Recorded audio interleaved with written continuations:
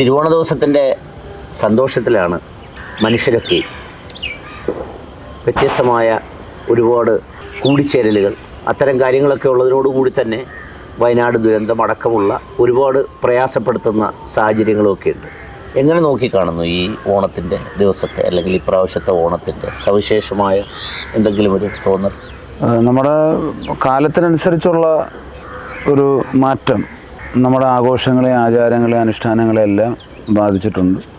അപ്പോൾ നമ്മൾ പണ്ട് കാലം, നമ്മുടെ കുട്ടിക്കാലത്തുണ്ടായിരുന്ന ഒരു ഓണാഘോഷമല്ല പുതിയ തലമുറയ്ക്ക് ഇപ്പോൾ കാലത്തിനനുസരിച്ചുള്ള മാറ്റങ്ങൾ സംഭവിച്ചിട്ടുണ്ട്. പിന്നെ ഇപ്പോഴത്തെ ഒരു പ്രത്യേകത വയനാടിൻ്റെ പശ്ചാത്തലമൊക്കെ ഉണ്ട് എന്ന് നമ്മൾ ആവർത്തിച്ച് പറയുമ്പോഴും ആ പ്രദേശത്തുള്ള, അല്ലെങ്കിൽ ആ ദുഃഖത്തിൽ എല്ലാം നഷ്ടപ്പെട്ട ആളുകളിൽ ബാക്കി എല്ലാവരും ഓണത്തിൻ്റെ ഒരു മാനസികാവസ്ഥയിലേക്ക് കടന്നിട്ടുണ്ട് എന്നുള്ളതാണ് കച്ചവട സ്ഥാപനങ്ങളിലെ തിരക്കുകളും റോഡുകളിലെ തിരക്കുകളും ആളുകളുടെ ഒരു പരക്കം പാച്ചിലും ഒക്കെ മനസ്സിലാക്കുന്നത്. കാരണം ഈ കോവിഡിൻ്റെ പശ്ചാത്തലവും അതിനുശേഷമൊക്കെ മനുഷ്യനെ ഒരുപാട് പാഠം പഠിപ്പിച്ചിട്ടുണ്ട്. ഇപ്പം ആർക്കും വേണ്ടി കാത്തു നിൽക്കാത്ത ഒരു കാലത്താണ് നമ്മൾ ജീവിക്കുന്നത്.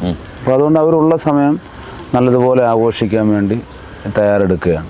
പക്ഷേ ഈ പണ്ടത്തെ കൂട്ടി ആളുകളുടെ കയ്യിലൊരു സുഭിക്ഷമായ ഭാവം ഉണ്ടല്ലോ. നമ്മളിപ്പോൾ പണ്ട് പറയുന്ന ഓണമാകുമ്പോഴേക്കും എല്ലാവർക്കും ഈ പറയുന്നൊരു സംഗതി, അങ്ങനൊരു ഒരു പണത്തിൻ്റെ, അല്ലെങ്കിൽ അങ്ങനെ ഒരു സാധനം അത് നമുക്ക് ഫീൽ ചെയ്യാത്തതിൻ്റെ പ്രധാനപ്പെട്ട കാരണം പണ്ട് ഒന്നുമില്ലായ്മയിൽ ഒരു വർഷം കിട്ടുന്ന ഒരു സന്തോഷമാണ്. ഇപ്പം പരിപ്പ്, പപ്പടം, സാമ്പാർ, രാവിലെ ഇഡ്ഡലി, രാത്രിയിലത്തെ ഭക്ഷണം, പിന്നെ അല്ലെങ്കിൽ ഓണത്തിൻ്റെ 2-3 ദിവസങ്ങളിൽ ഏതെങ്കിലും ഒരു ദിവസം ഇറച്ചി, ഒരു ദിവസം മീൻ, ബന്ധുമിത്രാദികളെല്ലാം വന്നു ചേരുന്നു, പുതിയ ഉടുപ്പ്, പുതിയ ചെരുപ്പ്, വീടുകളെല്ലാം വൃത്തിയാക്കുക, പുതിയ സാമഗ്രികൾ വാങ്ങിക്കുക. ഇതൊക്കെ ഓണത്തിന് മാത്രം കണ്ടുകൊണ്ടിരുന്ന കാര്യമാണ്. ഇപ്പോൾ ഇതെല്ലാ ദിവസവും ഉണ്ട്. അപ്പോൾ അതുകൊണ്ട് അതിനൊരു പുതുമയോ കൗതുകമോ നമുക്ക് തോന്നാത്തതാണ്. എല്ലാ ദിവസവും നമ്മളിപ്പോൾ എല്ലാ ദിവസവും സദ്യ കഴിക്കുന്ന ആളാണ്, വിഭവസമൃദ്ധമായ ഭക്ഷണമാണ്. പക്ഷേ ഇപ്പോഴും അത് ആസ്വദിക്കുന്നതും അത് കണ്ണ് നിറഞ്ഞ് ആഘോഷിക്കുന്നതും ഏറ്റവും താഴെത്തട്ടിലുള്ള പാവങ്ങളാണ്. 365 ദിവസത്തിൽ 360 ദിവസവും ബുദ്ധിമുട്ടും പ്രാരാബ്ദവും പ്രയാസങ്ങളുടെയും നടുവിൽ ജീവിക്കുന്ന ആളുകൾക്കാണ് വർഷത്തിൽ 3-4 ദിവസം ജോലിക്ക് പോകാതെ വിഭവസമൃദ്ധമായി വയറ് നിറയെ ഭക്ഷണമൊക്കെ കഴിച്ച് സന്തോഷത്തോടുകൂടി ഇരിക്കാൻ പറ്റുന്നത്. ബാക്കി മുഴുവൻ കുറേ കൂടുതൽ ആളുകളും എല്ലാ ദിവസവും ആഘോഷങ്ങളുടെ പുറകെ ഇഷ്ടംപോലെ സ്വാദിഷ്ടമായ ഭക്ഷണം അധികമാണ് പല വീടുകളിലും. അതില്ലാത്ത ആളുകളെ സംബന്ധിച്ച് ഇപ്പോഴും ആ ഓണത്തിൻ്റെ തനിമ, പുതുമ, കൗതുകം ഇതെല്ലാം നിലനിൽക്കുന്നുണ്ട്.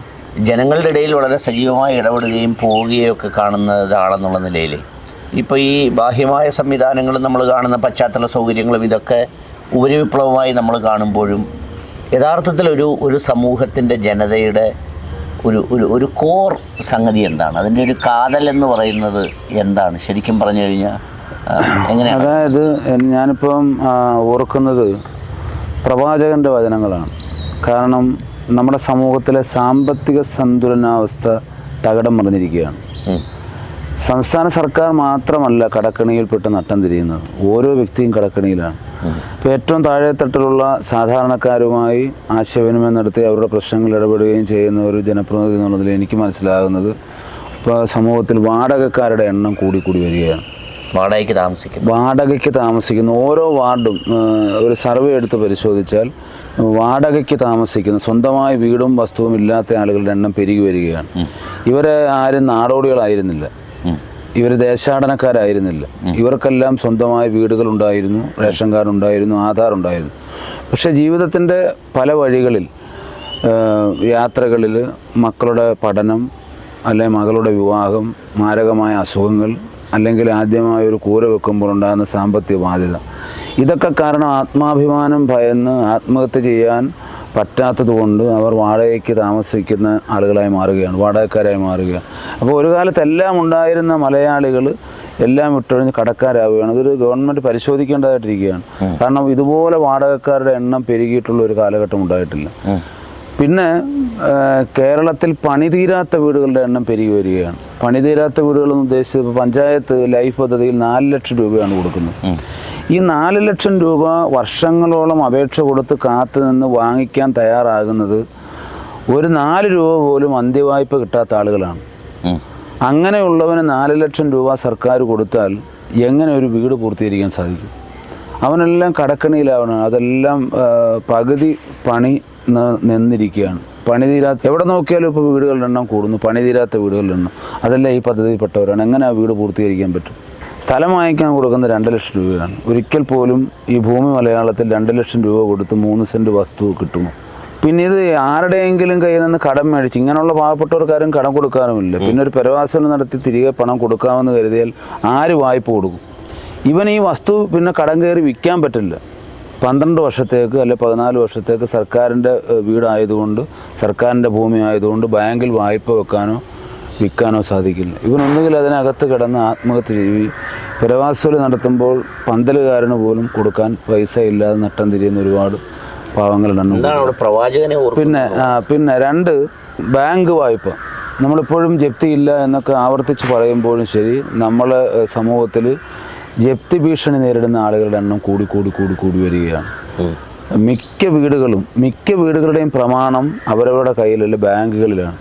പലിശയ്ക്ക് പണമെടുത്ത ഈ പിന്നെ പ്രൈവറ്റ് ബാങ്കുകാരുടെ, സഹകരണ ബാങ്കുകാരുടെ, കടമെടുപ്പുകാരുടെ എണ്ണം കൂടുകയാണ്. പിന്നെ അസുഖബാധിത വല്ലാതെ പെരുകി വരികയാണ്. മാരകമായ അസുഖങ്ങൾ എന്ന് പറഞ്ഞാൽ ചികിത്സിക്കാൻ മരുന്ന് മേടിക്കാൻ മാർഗമില്ലാത്ത ആളുകളുടെ എണ്ണം കൂടുകയാണ്.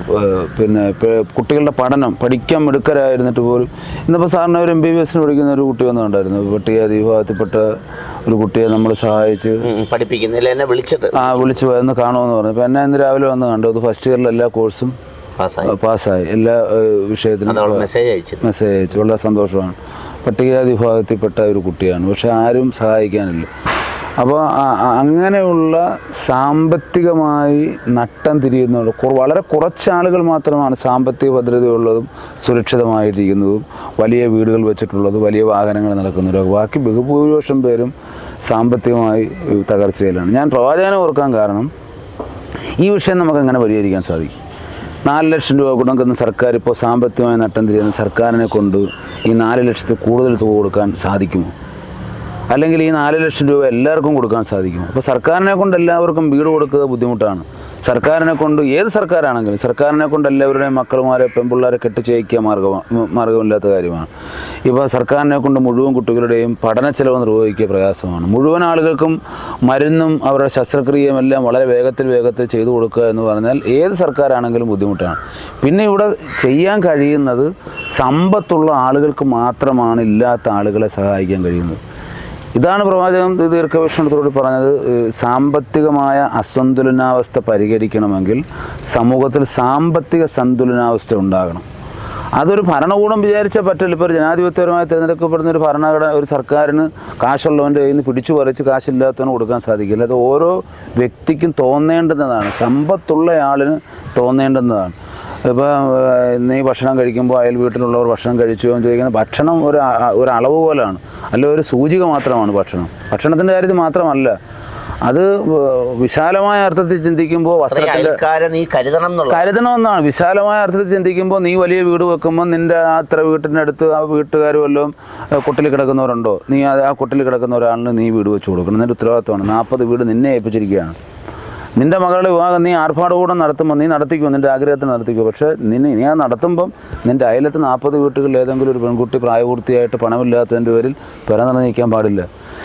നിനക്ക് അസുഖം വന്നപ്പോൾ നീ ലക്ഷക്കണക്കിന് രൂപ ചിലവാക്കി നീ ശസ്ത്രക്രിയ നടത്തി, ഹാർട്ടിന് ഓപ്പറേഷൻ നടത്തി, നീ നിൻ്റെ ജീവൻ നിലനിർത്തി, നിനക്ക് ആയുസ് നിനക്ക് കിട്ടി. പക്ഷേ നിൻ്റെ അയൽപക്കത്തുള്ള ഒരാൾ അസുഖമായിട്ട് മരുന്നിനും ചികിത്സയ്ക്കും കാശില്ലാത്തതിൻ്റെ പേരിൽ അറിഞ്ഞുകൊണ്ട് മരണത്തിന് തല കുനിച്ചു കൊടുക്കുകയാണ്. ഉണ്ടാവാൻ പാടില്ല. നിൻ്റെ മകള് നിനക്ക് ഇഷ്ടം പോലെ പൈസ ഉള്ളതുകൊണ്ട് നീ അവൾ ആഗ്രഹിച്ച കോഴ്സിന് മാർക്ക് കുറവായിട്ടും അഡ്മിഷൻ വാങ്ങിച്ചു കൊടുത്തു, അവളെ പഠിപ്പിക്കുന്നു. നിൻ്റെ അയലത്തൊരു കുട്ടി മാർക്കുണ്ടായിട്ടും പഠിക്കാൻ പശ്ചാത്തല സൗകര്യം ഇല്ലാത്തതിൻ്റെ പേരിൽ, ഭൗതിക സാഹചര്യം ഇല്ലാത്തതിൻ്റെ പേരിൽ പഠനം തടസ്സപ്പെട്ടിരിക്കുകയാണ്. അപ്പോൾ അതുണ്ടാകാൻ പാടില്ല. അതൊരു സൂചിക മാത്രമാണ് ഈ ഭക്ഷണത്തിൻ്റെ കാര്യം പറയുന്നത്. പഠിപ്പിക്കുകയാണ്. ബാക്കി എല്ലാ കാര്യങ്ങളിലും അതുപോലെ. അങ്ങനെ ഓരോരുത്തരും ശ്രമിച്ചാൽ മാത്രമേ നമ്മുടെ നാട്ടിലുള്ള ഈ സാമ്പത്തിക അസന്തുലനാവസ്ഥ മാറി സാമ്പത്തികമായി സന്തുലനാവസ്ഥയിലേക്ക് എത്തുമെങ്കിൽ മാത്രമേ നമ്മുടെ നാട്ടിൽ ഈ സാമ്പത്തിക അരക്ഷിതാവസ്ഥയ്ക്കും ബുദ്ധിമുട്ടുകൾക്കും പ്രയാസങ്ങൾക്കും പരിഹാരം കാണാൻ സാധിക്കും. അപ്പോൾ ശരിക്കും ഒരു ഓണം ആഘോഷിക്കണമെങ്കിൽ ഈ പ്രവാചക സന്ദേശം കൂടി ചേർത്ത് വെച്ച് മനുഷ്യർ ചിന്തിക്കണം. സമ്പത്തുള്ളപ്പോൾ ഞാൻ എൻ്റെ കയ്യിൽ സമ്പത്തുണ്ടെങ്കിൽ എൻ്റെ വീട്ടിലെ അത്യാവശ്യം കാര്യങ്ങൾക്ക് എടുത്ത് ഞാനൊരു 5-6 പേർക്ക് ഓണക്കോടി എടുത്ത് കൊടുക്കുകയും 5-6 പേർക്ക് ഭക്ഷണം കിറ്റ് കൊടുക്കുകയും. ഇപ്പം നമ്മൾ തമ്മിൽ സംസാരിച്ചുകൊണ്ടിരിക്കുമ്പോൾ തന്നെ എത്ര വീടുകളിലാണ് ദൈവമേ ഇതുവരെയും പച്ചക്കറി വാങ്ങിക്കാൻ പറ്റിയില്ലല്ലോ, ഒരു പുതിയ ചെരുപ്പ് വാങ്ങിക്കാൻ പറ്റിയില്ലല്ലോ, ഒരു വസ്ത്രം വാങ്ങിക്കാൻ പറ്റിയില്ലല്ലോ. അപ്പോൾ അങ്ങനെയുള്ള ആളുകളെ കണ്ടുപിടിച്ച് നമ്മൾ ഓരോരുത്തരും തയ്യാറായാൽ തീരുന്ന പ്രശ്നം നമ്മുടെ നാട്ടിലുള്ളൂ. ഇതിനെല്ലാം സർക്കാർ പരിഹരിക്കട്ടെ, എല്ലാം സംഘടനകൾ പരിഹരിക്കട്ടെ എന്ന് വിചാരിച്ചിരുന്നാൽ ഈ നൂറ്റാണ്ടിലെങ്ങും ഈ പ്രശ്നം പരിഹരിക്കാൻ സാധിക്കില്ല. ഒത്തിരി ആളുകൾ ഇപ്പോൾ ഉള്ള സ്വീകരിക്കുന്ന ഒരു മാർഗം, ഓണവുമായി ബന്ധപ്പെട്ട് സംസാരിക്കുമ്പോൾ പ്രസക്തമല്ലെങ്കിൽ പോലും മാർഗമുള്ളവർ പോലും ഇല്ലാത്തവർക്ക് ശുപാർശ ചെയ്തിഞ്ഞ് വിടുക. ഉദാഹരണത്തിന് പറഞ്ഞാൽ MLA സ്ഥിതി എല്ലാവർക്കും അറിയാം. പക്ഷേ രാവിലെ MLA പറയുന്നത് നല്ല സാമ്പത്തികമുള്ള ഒരാളാണ്, ഇല്ലാത്ത ഒരുത്തൻ ചെന്ന് കാണുമ്പോൾ പറയുന്നത് നിങ്ങൾ MLA ഒന്ന് കാണും. അതെ, അങ്ങനെ പറയും. പിന്നെ പബ്ലിസിറ്റിക്ക് വേണ്ടി കുറച്ച് ആളുകൾ ചെയ്യുന്നവരുണ്ട്. അതിനകത്തൊന്നും ഒരർത്ഥവുമില്ല. അത് തുടക്കത്തിൽ നമുക്കുമൊക്കെ അങ്ങനെ ആഗ്രഹം ഉണ്ടായിരുന്നു പക്ഷേ ഇപ്പോൾ നമ്മളാരും അങ്ങനെ ചെയ്യാറില്ല. എന്തെങ്കിലും സഹായിച്ചാൽ ആളുകളെ, അതുകൊണ്ട് എന്ത് കാര്യം? മാനസിക സംതൃപ്തിയല്ലേ, അല്ലെങ്കിൽ എല്ലാം മുകളിലിരിക്കുന്ന ഒരാൾ കാണുന്നുണ്ട് എന്നുള്ളൊരു വിശ്വാസത്തിൻ്റെ പേരിലല്ലേ ഇതെല്ലാം ചെയ്യുന്നത്. വ്യക്തിപരമായി ഈ ഓണത്തിന് എങ്ങനെ കാണുന്നു? ഇപ്പോൾ ഉദാഹരണത്തിന് പറഞ്ഞാൽ ഇങ്ങനെ കാലം മാറി സഞ്ചരിച്ചു വന്നു, വിദ്യാർത്ഥിയായിരുന്നു, പിന്നെ ഇപ്പം ജനപ്രതിനിധിയായി, പിന്നെ ഈ ജീവിതത്തിൽ ഇങ്ങനെ പലതും നേടിയതോടൊപ്പം പലതും നഷ്ടപ്പെട്ടിട്ടുമുണ്ട്. അച്ഛൻ, സഹോദരൻ എന്നൊക്കെ പറയുന്ന വലിയ നമുക്ക് നികത്താനാവാത്ത നഷ്ടങ്ങൾ പലതുമുണ്ട്. അപ്പോൾ എങ്ങനെയാണ് അത്തരമൊരു ഒരു പശ്ചാത്തലത്തിൽ ഈ ഓണത്തെ കാണുന്നത്, പഴയകാല ഓണവും ഇപ്പോഴത്തെ ഓണവും തമ്മിൽ? എന്നെ സംബന്ധിച്ച് നമ്മളൊരു നാട്ടിൻപുറത്തുള്ള ഒരാളായതുകൊണ്ട് ഞാൻ ഓണത്തിൻ്റെ എല്ലാ ആഘോഷങ്ങളും അടിച്ചു പൊളിച്ച് ആഘോഷിച്ച ഒരാളാണ്. എല്ലാ കമ്പനിയിലും ഞാനുണ്ടായിരുന്നു, മുഴുവൻ കമ്പനികളിലും ഓണവുമായി ബന്ധപ്പെട്ട എല്ലാ ആഘോഷങ്ങളിലും എല്ലാ സന്തോഷങ്ങളിലും ഉണ്ടായിരുന്നു. ഇപ്പോൾ പിന്നെ നമുക്കങ്ങനെ പോകാൻ പറ്റാത്ത ഒരു സാഹചര്യമായതുകൊണ്ട് പഴയ കാലങ്ങൾ ഓർത്തോർത്ത് ഇങ്ങനെ നമ്മൾ പോയതും കമ്പനി കൂടിയതും ഒക്കെ ഓർത്തോർത്ത് സന്തോഷിക്കുകയാണ്. പിന്നെ ഇപ്പോൾ നമ്മളിപ്രാവശ്യം വള്ളംകളിയില്ല. മറ്റേതെല്ലാ ഓണവും വർഷങ്ങളായി നമ്മുടെ ഓണം വള്ളംകളിയുമായി ബന്ധപ്പെട്ടാണ്, അതിൻ്റെ നടത്തിപ്പുമായിട്ട് ബന്ധപ്പെട്ടാണ്. ഇപ്രാവശ്യം പിന്നെ നമ്മളൊരു വൈക്കം മുഹമ്മദ് ബഷീറിൻ്റെ മുച്ചിട്ടുകളിക്കാരൻ്റെ മകളെന്ന ഒരു നാടകം സാഹിത്യ തിയേറ്റേഴ്സിൻ്റെ കരുനാഗപ്പള്ളിയിൽ സംഘടിപ്പിക്കുന്നത്. താങ്കളെ സംബന്ധിച്ചിടത്തോളം വ്യക്തിപരമായി ഓണത്തിൻ്റെ ഒരു സന്തോഷമല്ല? വളരെ സന്തോഷമാണ്. ഈ പറഞ്ഞ സാഹിത്യ തിയേറ്റേഴ്സ് എന്ന് പറയുന്നത് ഒട്ടും പ്രവർത്തനക്ഷമം അല്ലാതിരുന്ന ഒരു സംഗതി താങ്കൾ ഏറ്റെടുക്കുന്നു, ശേഷം ഇങ്ങനെ ഒരു സംഗതിയിലേക്ക് എത്തുന്നു. അതുകൊണ്ട് കരുനാഗപ്പള്ളിയിലെ നാടകപ്രേമികൾക്ക്, നാടക ആസ്വാദകർക്ക് ചിലരുടെ സഹായത്തോടു കൂടിയിട്ട് നമ്മൾ നല്ലൊരു മനോഹരമായ നാടകം 19-ാം തീയതി വൈകുന്നേരം കാണാനൊരു അവസരം കൊടുക്കുകയാണ്. നല്ല നാടകം. ഈ കലയിലും സാഹിത്യത്തിലും ഒക്കെ വന്നിട്ട് ഇപ്പം നമ്മൾ ഈ പറയുന്ന നമ്മളൊക്കെ പണ്ട് ചേർന്ന് ആഘോഷിക്കുന്ന ഈ ഓണം എന്നൊക്കെ പറയുന്ന സംഗതിയോടൊപ്പം ചേർത്ത് പറയുമ്പോൾ ഇപ്പോൾ അതിലൊക്കെ ഈ പറയുന്ന കുറേ ഈ വിദ്വേഷം, വർഗീയത, വിഭാഗീയത, ഈ ഉത്തരം കിട്ടാത്ത ഈ ഓണവുമായി ബന്ധപ്പെട്ട് നമ്മൾ പ്രായം ആയി വരുമ്പോൾ അല്ലെങ്കിൽ അറിവ് വരുന്ന സമയത്ത് നമ്മൾ ആശ്ചര്യപ്പെടുന്ന ഒരു കാര്യം, എന്നെ അത്ഭുതപ്പെടുന്ന ഒരു കാര്യം, മഹാബലിക്ക് അങ്ങനെ ഒരു വിഗ്രഹമോ ക്ഷേത്രങ്ങളോ ഉള്ളതായി എനിക്കറിയത്തില്ല. മഹാബലിക്ക് ഹിന്ദു മതപരമായിട്ട് ചിന്തിച്ചാൽ അല്ലെങ്കിൽ ആ വിശ്വാസപരമായി ചിന്തിച്ചാൽ ഒരുപാട് ദൈവങ്ങളുണ്ട് നമ്മുടെ നാട്ടിൽ, ഒരുപാട് ക്ഷേത്രങ്ങളുണ്ട്. ദൈനംദിനം ആ ക്ഷേത്രങ്ങളിൽ വിശ്വാസവുമായി ആളുകൾ കൂടുകയും ചെയ്യുന്നുണ്ട്. പക്ഷേ ഇങ്ങനെയൊന്നുമില്ലാത്ത മഹാബലിക്കാണ് ഏറ്റവും കൂടുതൽ അനുയായികളെ സൃഷ്ടിക്കാൻ കഴിയുന്നത്. ഏറ്റവും കൂടുതൽ ആദർശപരമായി, പ്രത്യയശാസ്ത്രപരമായി ആളുകളെ സംഘടിപ്പിക്കാൻ കഴിഞ്ഞത്, ജാതിക്കും മതത്തിനുമൊക്കെ അപ്പുറത്ത്. അതെന്തുകൊണ്ട് സാധിക്കുന്നു? ഞാൻ പറഞ്ഞില്ലേ, അതായത് വിഗ്രഹങ്ങളുള്ള ദൈവങ്ങളെക്കാൾ, ആരാധന നടത്തുന്ന ദൈവങ്ങളെക്കാൾ, പൂജയും വഴിപാടും നടത്തുന്ന ദൈവങ്ങളെക്കാൾ കൂടുതൽ അണികളെ സൃഷ്ടിക്കാൻ, അല്ലെ വിശ്വാസികളെ സൃഷ്ടിക്കാൻ മഹാബലിക്ക് കഴിയുന്നു. മഹാബലിയുടെ പ്രതിഷ്ഠ ജനങ്ങളുടെ മനസ്സിലാണ്. ഒരു നല്ല ജനപ്രതിനിധി, അന്ന് രാജാവാണ് എങ്കിൽ പോലും ജനങ്ങളുടെ ഒരു പ്രതിനിധി, അവരെ ഭരിക്കാൻ സത്യത്തിനും ധർമ്മത്തിനും നീതിക്കും വേണ്ടി നിലനിന്ന അതൊരു പ്രത്യയശാസ്ത്രം. അതാണ് മലയാളിയുടെ പ്രത്യയശാസ്ത്രം. ഇപ്പം ചിലരൊക്കെ വാമന ജയന്തി ആഘോഷിക്കാൻ മുന്നിട്ടിറങ്ങാണ്ട്. പിന്നെ നമ്മളെ കൂടുതൽ കുഴക്ക് ചിന്ത, ഇത്രയും കരുത്തനായ, ഇത്രയും നല്ല ഒരു ഭരണാധികാരിയെ എന്തിന് ചവിട്ടി പാതാളത്തിലേക്ക് വിടണം ഒരു പാവം മനുഷ്യനെ? അപ്പോൾ അങ്ങനെയൊക്കെ ഒരുപാട് ഉത്തരം കിട്ടാത്തവരുണ്ട്. ഈ മഹാബലിയോടുള്ള സിമ്പതി കൊണ്ടാണോ?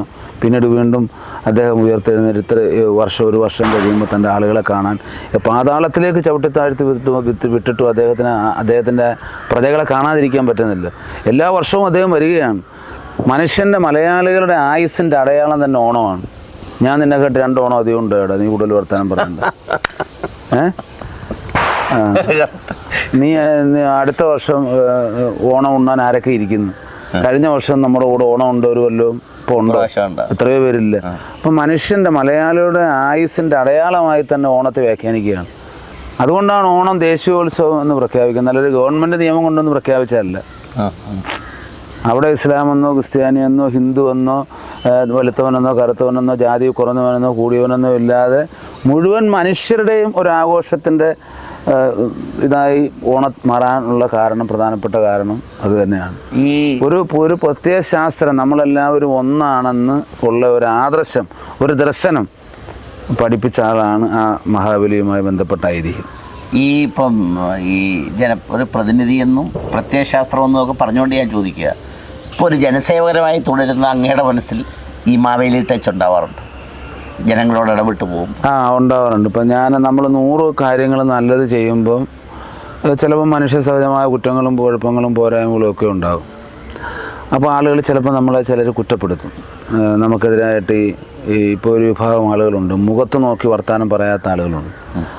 അവരെ ഞാൻ വിശേഷിപ്പിക്കുന്നത് സി രാധാകൃഷ്ണൻ്റെ ഭാഷയിലാണ്, എഴുത്തുകാരൻ. അദ്ദേഹം പറഞ്ഞിട്ടുള്ളത് ഒരു പരദൂഷണ രതിക്കാരെന്നാണ് ഞാൻ അവരെ വിശേഷിപ്പിക്കുന്നത്. പരദൂഷണ രതിക്ക എന്ന് വെച്ചാൽ അതിനകത്ത് അവർ രതി സുഖം അനുഭവിക്കുന്നവർ എന്ന് പറഞ്ഞാൽ നേരായ മാർഗത്തിൽ മഹേഷ നീ ചെയ്തത് ശരിയല്ല എന്ന് തിരുത്തേണ്ടതിന് പകരം എന്നും കാണുന്നവനാണ് അവൻ രാത്രി ഇരുന്ന് ഇങ്ങനെ ഫേസ്ബുക്കിൽ എഴുതുകയാണ്. പണ്ട് ഈ കക്കൂസിലും കുളിമുറിയിലും ഒക്കെ ഈ KSRTC ബസ് സ്റ്റാൻഡിലും റെയിൽവേ സ്റ്റേഷനിലും ഒക്കെ ഭിത്തിക്കെഴുതി സായുജ്യമടയുന്നൊരു വിഭാഗമാണ്. അതുപോലൊരു വിഭാഗമാണ്. കമൻറ്റുകളിട്ട് സായുജ്യമുണ്ട്. അതാണ് പരദൂഷണ രതിക്കാർ. അപ്പോൾ അത് ഇങ്ങനെയുള്ള കക്ഷികളുണ്ട്. അപ്പോൾ അത് നമ്മൾ വിഷമിപ്പിക്കും. നമ്മളെക്കുറിച്ച് അങ്ങനെ പറഞ്ഞല്ലോ. പിന്നെ അങ്ങയുടേതാണെങ്കിലും എൻ്റേതാണെങ്കിലും എല്ലാം മനുഷ്യരുടെ ഒരു പൊതു കാഴ്ചപ്പാട്. എല്ലാവരും നമ്മളെക്കുറിച്ച് നല്ലത് പറയണം, എല്ലാവരുടെയും പിന്തുണ നമുക്ക് കിട്ടണം. സ്വാഭാവികമായിട്ടും അത് അസാധ്യമാണ്. അപ്പം എനിക്ക് വിഷമം ഉണ്ടാകുമ്പോൾ ഞാൻ ആദ്യം ചിന്തിക്കുന്നത് മഹാബലിയാണ്. കാരണം നമ്മുടെ ഓർമ്മയിൽ, ചരിത്രത്തിൽ, ഐതിഹ്യത്തിൽ സ്വാതന്ത്ര്യത്തിന് ശേഷം, സ്വാതന്ത്ര്യത്തിന് മുമ്പ്, ലോകം ഉണ്ടായ കാലത്ത് ഏറ്റവും നല്ല ഭരണാധികാരി ആരാണെന്ന് ചോദിച്ചാൽ ആരാണ്? മഹാബലിയാണ്. കള്ളവില്ല, ചതിയില്ല, വഞ്ചനയില്ല, പിന്നെ എല്ലാവരും നല്ലൊരു ഭരണാധികാരി, ഏറ്റവും നല്ല ഭരണാധികാരി. അതുകൊണ്ടാണല്ലോ ഇപ്പോഴും അതിനുശേഷം എത്രയോ ഭരണാധികാരികൾ വന്നു, അവരുടെ ഒന്നും പാതാളത്തിൽ നിന്ന് ഇങ്ങോട്ട് വരുന്ന എന്താ ആഘോഷിക്കാത്തത്? അല്ല അവരുടെയൊക്കെ ചരമദിനം എന്താ ആഘോഷിക്കാത്തത്? ഇത്രയും നൂറ്റാണ്ടുകളെടുത്ത് ആര് കണ്ടുപിടിച്ചതെന്ന് നമുക്കറിയത്തില്ല. പക്ഷെ നമ്മളിപ്പോഴും ഓണം ഭയങ്കര ആർഭാടത്തോടുകൂടി സന്തോഷത്തോടുകൂടി ആഘോഷിക്കുകയാണ്. അപ്പോൾ അത്രയും നല്ലൊരു ഭരണാധികാരിക്ക് നമ്മൾ കൊടുത്ത ശിക്ഷ തലയ്ക്ക് ചവിട്ടി പാതാളത്തിൽ വിടുകയാണ്. 1 വർഷം വേണ്ടി വരും അദ്ദേഹത്തിന് വീണ്ടും തിരിച്ചു വരാൻ. അത്രയ്ക്ക് താഴത്തിലേക്ക് വിട്ടിരിക്കുകയാണ്. അപ്പോൾ ഞാൻ പലപ്പോഴും മഹാബലിയെ ഓർക്കാറുണ്ട്. അപ്പോൾ മഹാബലിയുടെ സങ്കടവും നമ്മുടെ സങ്കടവും വെച്ച് നോക്കുമ്പോൾ മഹാത്മാഗാന്ധി ഒരു ജനതയ്ക്ക് സ്വാതന്ത്ര്യം നൽകാൻ വേണ്ടി പടപൊരുതിയ ഒരു മനുഷ്യനെ സ്വാതന്ത്ര്യം ലഭിച്ച് അതിൻ്റെ സന്തോഷം ആഘോഷം തീരുന്നതിന് മുമ്പ് തന്നെ അദ്ദേഹത്തെ പരലോകത്തേക്ക് പറഞ്ഞു വിട്ടവരാണ് നമ്മൾ. അപ്പോൾ പിന്നെ എനിക്കും അങ്ങേക്കും ഒന്നും ഒരു സങ്കടത്തിൻ്റെ ആവശ്യമില്ല. അവരവിടെ കിടക്കുന്നു, നമ്മളവിടെ കിടക്കും. അപ്പോൾ അതുകൊണ്ട് അങ്ങനെയുള്ളവർ ഓർക്കുമ്പോൾ നമ്മുടെ വിഷമമൊന്നുമല്ല. ആളുകൾ പറയട്ടെ. നമ്മൾ ഈ കർമ്മരംഗത്ത് പ്രവർത്തിക്കുമ്പോൾ നമ്മളിങ്ങനെ പല കാര്യങ്ങളിലും ഇടപെടുമ്പോൾ ഇപ്പോൾ ഈ പറഞ്ഞ പോലെ വൈക്കം മുഹമ്മദ് ബഷീറിൻ്റെ ചീട്ടുകളിക്കാരൻ്റെ മകൾ അങ്ങനെയൊക്കെയുള്ള സംഗതികളൊക്കെ എടുക്കുമ്പോൾ ഈ പണ്ടൊക്കെ സാഹിത്യകാരൻ നമ്മൾ ചെയ്യുന്ന പ്രവൃത്തിയൊക്കെ കാണുന്നു. പക്ഷേ ഇപ്പോൾ എല്ലാത്തിനെയും ഈ മതത്തിൻ്റെ പേരിൽ വിചാരണ ചെയ്യുന്നത് പോലെ, നീ എന്തിനാ അങ്ങനെ ആ സാധനം എടുത്തേ, നീ എന്തിനാ ഇയാളുടെ കഥ എടുത്തേ, അല്ലെ സിനിമ എടുത്തേ, അല്ലെ നാടകം എടുത്തേ, അല്ലെങ്കിൽ നീ മറ്റവരെ എന്തിനാ എപ്പോഴും കൂടെ കൊണ്ട് കിടക്കുന്നത്, അല്ലെ ഇയാളാണ് നിൻ്റെ സ്വന്തം, നീ അതിൻ്റെ ഇങ്ങനെയൊക്കെയുള്ള അന്വേഷണങ്ങളും അതൊക്കെ വരും. അത് ഞാൻ പറഞ്ഞില്ല. അത് ചിലർ നമ്മുടെ സ്വന്തം ആളാണ്, നമ്മളെ രക്ഷപ്പെടുത്താൻ വേണ്ടിയിട്ടാണ് ഇങ്ങനെ സംസാരിക്കുന്നതെന്ന് നമുക്ക് തോന്നും എന്നാണ് അവൻ വിചാരിക്കുന്നത്. ആ രീതി വർത്തമാനം പറയുന്ന ആളുകളും. പിന്നെ പറഞ്ഞതുപോലെ എല്ലാം മാർക്കറ്റ് ചെയ്യുന്നത് ഇപ്പം നാടകമാണെങ്കിൽ പോലും, ഇപ്പം ഞാൻ തുറന്നു പറയുകയാണ്, നാടകമാണെങ്കിൽ പോലും പണ്ടത്തെ ഒരു നാടക ആവിഷ്കരണത്തിനുള്ള സ്വാതന്ത്ര്യം ഇന്നില്ല. ഇന്ന് എഴുത്തുകാരനും സംവിധായകനും ഒരു പരിധിവരെ ചങ്ങലയിൽ ബന്ധിക്കപ്പെട്ടവരാണ്. പണ്ടങ്ങനല്ലായിരുന്നു. പണ്ട് KPSC നാടകം ചെയ്യുന്ന സമയത്ത്, തോൽപ്പിപ്പാസി നാടകം ചെയ്യുന്ന സമയത്ത് ഇപ്പോൾ ഭഗവാൻ കാലുമാറുന്നു ഒരു നാടകമാണ്. ഭഗവാൻ കാലുമാറുന്നു. ഇന്നത്തെ കാലത്ത് അങ്ങനെ ഒരു നാടകത്തിൻ്റെ പേര് ചിന്തിക്കാൻ സാധിക്കുമോ? ഈശ്വരൻ അറസ്റ്റിൽ എനിക്ക് തോന്നുന്നു NN പിള്ളയുടെ നാടകമാണെന്ന് തോന്നുന്നു, ഈശ്വരൻ അറസ്റ്റ്. ഒന്നും ചെയ്യാൻ പാടില്ല. അപ്പോൾ കാരണം ആ നാടക സമിതി ഉൾപ്പെടെ കത്തിച്ച് കളയും ഇപ്പോഴത്തെ കാലഘട്ടത്തിൽ. അന്നത് സാധ്യമായിരുന്നു. അപ്പോൾ ഇന്ന് നാടകത്തിന് പണം മുടക്കുന്ന നിർമ്മാതാവ് പ്രത്യേകം എഴുത്തുകാരനോട് സൂചിപ്പിക്കും, ഇത് പള്ളിയിലും കൂടെ കളിക്കേണ്ട കളിയാണ്, അമ്പലത്തിലൂടെ കളിക്കേണ്ട കളിയാണ്, എന്നുവെച്ചാൽ അവിടെ ഇവിടെയും കുഴപ്പമില്ലാത്ത രീതിയിൽ അഡ്ജസ്റ്റ് ചെയ്ത് എഴുതണം. അപ്പോൾ അതുകൊണ്ട് തന്നെ ചില ആളുകളെ സുഖിപ്പിക്കാൻ വേണ്ടിയിട്ട് ചില വിശ്വാസങ്ങളിൽ അധിഷ്ഠിതമായ ഇതൊക്കെ കാണിക്കാറുണ്ട് ബോധപൂർവ്വം നാടകത്തിൽ. കാരണം അത് വയറ്റിപ്പഴുപ്പാണ്, ഇത് കുറച്ചുകൂടെ സ്റ്റേജിൽ കളിക്കണം എന്നുള്ളതുകൊണ്ടാണ്. അങ്ങനെ ചിന്തിക്കുമ്പോൾ കഴിഞ്ഞ ഈ നമ്മുടെ കേരളത്തിൻ്റെ ഒരു ചരിത്രം എടുത്ത് പരിശോധിച്ചാൽ ഇപ്പം നമ്മൾ ചെയ്യുന്നത്, ഇപ്പം നമ്മുടെ തിരുവനന്തപുരം സാഹിത്യ തിയേറ്റേഴ്സ് ചെയ്തുകൊണ്ടിരിക്കുന്നതും ഒരു വിപ്ലവമാണ്. വൈക്കം മുഹമ്മദ് ബഷീറിനെ പോലെ ഏറ്റവും വിഖ്യാതനായ, എല്ലാവരും അംഗീകരിക്കുന്ന, ഒരിക്കൽ പോലും ബഷീറിൻ്റെ ജാതിയോ മതമോ മലയാളിയെ സംബന്ധിച്ച് പറയേണ്ട ആവശ്യമില്ല. പക്ഷെ ഇക്കാലത്ത് ഒരു പേര് കണ്ടാൽ ആദ്യം അവൻ്റെ അച്ഛൻ്റെ പേര് നോക്കും, അച്ഛൻ്റെ പേരിനകത്ത് ജാതി പിടി കിട്ടിയില്ല, പിന്നെ അതിൻ്റെ അച്ഛൻ്റെ പേര് നോക്കുന്ന ഒരു കാലത്താണ് നമ്മൾ ജീവിക്കുന്നത്. പക്ഷേ വൈക്കം മുഹമ്മദ് ബഷീറിനെ സംബന്ധിച്ച് അങ്ങനെ ആരും ചിന്തിക്കാറില്ല. അദ്ദേഹത്തിൻ്റെ ഏറ്റവും ഭയങ്കരമായ പേരുകേട്ട ഒരു കഥയാണ് മുച്ചിട്ടളിക്കാരൻ്റെ മകൾ. അതിനകത്തെല്ലാം ഒരു മലബാർ മേഖലയിലെ ഇതുമായി ബന്ധപ്പെട്ട ജീവിത സാമൂഹിക പശ്ചാത്തലമൊക്കെ വരുമ്പോൾ സ്വാഭാവികമായി അതാണ്. അപ്പോൾ അത് ചിലർ ഈ പറയുന്നത് പോലെ ഒരു ആശങ്ക പങ്കുവെക്കാം, നാടകം കളിക്കുമോ അങ്ങനെയൊക്കെ ചിലർ നമ്മുടെ സുഹൃത്തുക്കളൊക്കെ ഈ പറയുന്നത് പോലെ ചിലപ്പോൾ നമ്മളോടുള്ള താല്പര്യം കൊണ്ടായിരിക്കും, അല്ലെങ്കിൽ അല്ലായിരിക്കും, അങ്ങനെയൊക്കെ അന്വേഷണം നടത്താറുണ്ട്. പക്ഷെ നമ്മളത് നാടകമെന്ന് പറഞ്ഞാൽ ഒരു വിപ്ലവമാണ്.